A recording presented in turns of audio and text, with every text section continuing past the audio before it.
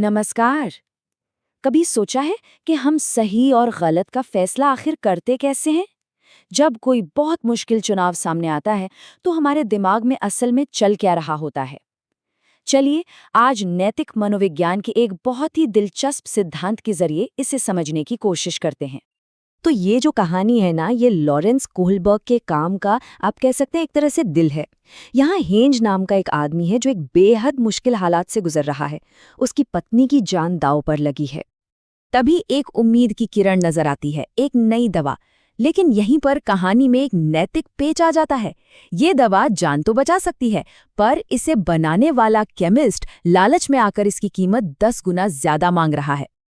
Hence हर तरह से कोशिश करता है, पर वो नाकाम रहता है। और फिर अपनी पत्नी को बचाने की हताशा में वो एक ऐसा कदम उठा लेता है जो कानून के खिलाफ है। वो दवा चुरा लेता है। और यहीं पर वो बड़ा सवाल खड़ा होता है, क्या हेन्स ने जो किया वो सही था या गलत? इस सवाल का जवाब उतना सीधा है नहीं जितना लगता है। अब देखिए, यहाँ से बात बहुत दिलचस्प हो जाती है। कोहलबर्ग के लिए असली सवाल हाँ या ना था ही नहीं। उनके लिए ज्यादा जरूरी था उस जवाब के पीछे का तर्क, यानी क्यों। उनके पूरे सिद्धांत का निचोड़ यही है, किसी के फैसले के पीछे की सोच क्या है। तो कोहलबर्ग ने किया क्या? उन्होंने नैतिक सोच को समझने के लिए इसे 3 बड़े लेवल्स में बांट दिया, जो हमारे नैतिक विकास का एक तरह से नक्शा तैयार करते हैं। तो देखिए, ये 3 लेवल्स हैं। पहला, प्री कन्वेंशनल, जो पूरी तरह से खुद के फायदे नुकसान पर टिका होता है।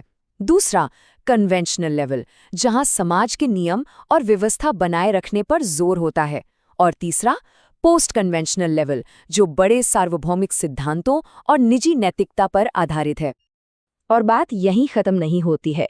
हर लेवल के अंदर 2 स्टेज हैं, यानी कुल मिलाकर 6 स्टेज।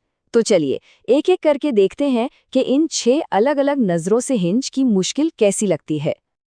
तो चलिए, सबसे पहले पायदान पर चलते हैं। स्टेज 1, ये सबसे बुनियादी लेवल है। यहाँ सही गलत का मतलब बस एक ही चीज से है, सजा से बचना। जो काम करने से सजा मिले वो गलत, और जिससे बच जाएं वो सही। तो इस स्टेज पर कोई सोचेगा कि हेन्स का काम गलत है। क्यों? बस इसलिए क्योंकि ये गैर कानूनी है और वो पकड़ा जा सकता है, उसे सजा मिल सकती है। उसकी नीयत क्या थी, हालात क्या थे, इन सब से कोई मतलब नहीं। अब आते हैं स्टेज 2 पर। यहाँ भी सोच खुद के बारे में ही है, लेकिन अब ये एक तरह का लेन देन बन जाता है। मतलब इसमें मेरा क्या फायदा है, इस तर्क पर फैसले लिए जाते हैं। तो इस हिसाब से सोचें तो हेन्स का चोरी करना ठीक है। क्यों? क्योंकि उसकी पत्नी का वापस आना उसके अपने फायदे की बात है। ये एक तरह से जैसे को तैसा वाली सोच है। अब हम आते हैं अगले लेवल पर, कन्वेंशनल लेवल।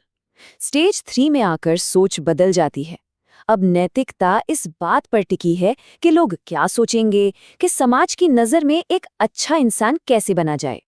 इस स्टेज पर तर्क ये होगा कि हेन्स को चोरी करनी चाहिए, इसलिए नहीं कि उसे फायदा होगा, बल्कि इसलिए क्योंकि एक अच्छे पति से समाज यही उम्मीद करता है।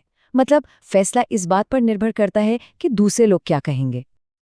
अब स्टेज 4 में फोकस और बड़ा हो जाता है। अब बात सिर्फ आसपास के लोगों की नहीं, बल्कि पूरे समाज की है। यहाँ सबसे जरूरी चीज है लॉ एंड ऑर्डर। नियम इसलिए हैं ताकि समाज ठीक से चलता रहे, उसमें कोई गड़बड़ी न हो। तो इस नजरिए से भले ही हेन्स की नीयत अच्छी हो, उसे चोरी नहीं करनी चाहिए। क्यों? क्योंकि अगर हर कोई अपनी अपनी जरूरत के लिए कानून तोड़ने लगेगा, तो फिर तो पूरा सिस्टम ही ढह जाएगा। यहाँ समाज की व्यवस्था सबसे ऊपर है। अच्छा, इससे पहले कि हम सबसे ऊंचे लेवल पर पहुंचें, एक बहुत ही दिलचस्प बात है। कोहलबर्ग का मानना था कि ज्यादातर लोग इस अगले लेवल तक पहुंच ही नहीं पाते। अंदाजा है कि सिर्फ 10 से 15% एडल्ट्स ही उस तरह की सोच रखते हैं जिसकी हम अब बात करने वाले हैं। अब हम आ गए हैं सबसे ऊंचे पोस्ट कन्वेंशनल लेवल पर।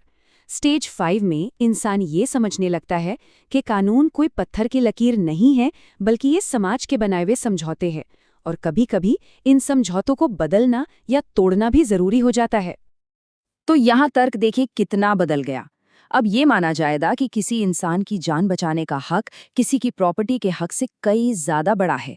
कानून समाज की भलाई के लिए होते हैं, और अगर कोई कानून इस बुनियादी उसूल के खिलाफ जाता है तो उस पर सवाल उठाना बिल्कुल जायज़ है। और आखिर में आता है स्टेज 6, नैतिकता का सबसे ऊंचा शिखर।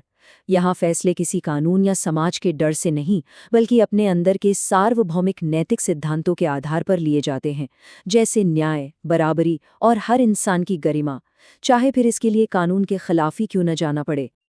लेकिन क्या ये थ्योरी परफेक्ट है? देखिए, हर बड़े सिद्धांत की तरह कोहलबर्ग के काम की भी कुछ आलोचनाएं हुई हैं, और उनमें से एक बहुत ज़रूरी है। एक साइकोलॉजिस्ट थी, कैरल गिलिगन। उन्होंने एक बहुत ज़रूरी बात कही। उन्होंने कहा कि कोहलबर्ग का जो मॉडल है वो ज़्यादातर पुरुषों पर की गई रिसर्च पर आधारित है, और ये नैतिकता के एक बहुत बड़े हिस्से को नज़रअंदाज कर देता है, जिसे उन्होंने देखभाल की नैतिकता या एथिक्स ऑफ केयर कहा। उनका मानना था कि नैतिकता सिर्फ नियमों और इंसाफ के बारे में नहीं है, ये रिश्तों, हमदर्दी और एक दूसरे की देखभाल करने की जिम्मेदारी के बारे में भी है। ये हमें याद दिलाता है कि नैतिक सोच का दायरा शायद इससे भी कहीं ज्यादा बड़ा है। तो इन सब का हमारी असल जिंदगी में क्या मतलब है? कोहलबर्ग के इन स्टेजेस को समझना सिर्फ एक किताबी बात नहीं है, इसका हमारी जिंदगी में बहुत गहरा असर है, बच्चों की परवरिश से लेकर एजुकेशन में। और हाँ, ये हमें खुद के नैतिक फैसलों के बारे में सोचने का एक जबरदस्त फ्रेमवर्क भी देता है। और यह हमें एक आखिरी, सोचने पर मजबूर करने वाले सवाल पर लाकर छोड़ता है। जब जिंदगी में सबसे मुश्किल फैसले लेने की बारी आती है, तो वो कौन से सिद्धांत हैं जो किसी के रास्ते को तय करते हैं? ये एक ऐसा सवाल है जिसका जवाब हम सभी को अपने अंदर ही खोजना पड़ता है।